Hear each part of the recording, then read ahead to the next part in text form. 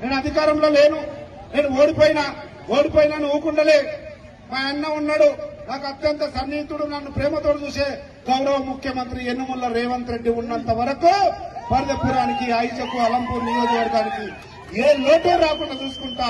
ఆ రోజు ఏదో పొరపాటు వల్ల కులాలు మతాలు చిచ్చుపెట్టి ఏదో చేసేది, కానీ ఏ తప్పులు ఏ తక్కువ చేయకుండా చూసుకునే బాధ్యత నాది, మీ గ్రామానికి కానీ మున్సిపాలిటీకి కానీ.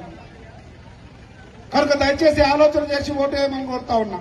ఇప్పుడే సురేష్ చెప్పిండు, నిన్నెవరో వచ్చిందంట పెద్ద మనిషి, ఏదో తూతూ మాత్రం మాటలు చెప్పిపోయిందంట. కళ్యాణ లక్ష్మి చెక్కులు తీసుకుని పోయింటారు మీరు, ఎంఆర్ఓ ఆఫీస్కో లేకపోతే వాళ్ళ క్యాంప్ ఆఫీస్కో. పోయిన కాడంతా గుసగుస చెప్తూనే ఉంటారు, మాకు ఏం లేదు, మాకు పవర్ లేదు, మా ప్రభుత్వం లేదు, మాతోటి ఏం కాదు, మేము లోకపీస్ కాన్నాము, ఎమ్మెల్సీ ఉన్నాము, ఎమ్మెల్యే ఉన్నాం, కానీ ఏం చేయలేమో. అవునా? చీపిరి పుల్ల కూడా తీయలేమని వాళ్ళే చెప్తున్నారు. ఇప్పుడు ఎమ్మెల్యేకు ఎమ్మెల్సీకి ఒకవేళ కౌన్సిలర్ తోడితే ఏంది వాళ్ళు చేసేది ఏంది, ఆడ అయ్యేది ఏంది? లోటపీసు ఏమైతుందా? ఏం కాదు. పైన రేవంత్ రెడ్డి చేతి గుర్తు, ప్రజాపాలన, ఇంద్రమ్మ గుర్తు, బీదర్ల గుర్తు, యువకుల గుర్తు, మహిళల గుర్తు ఉంది.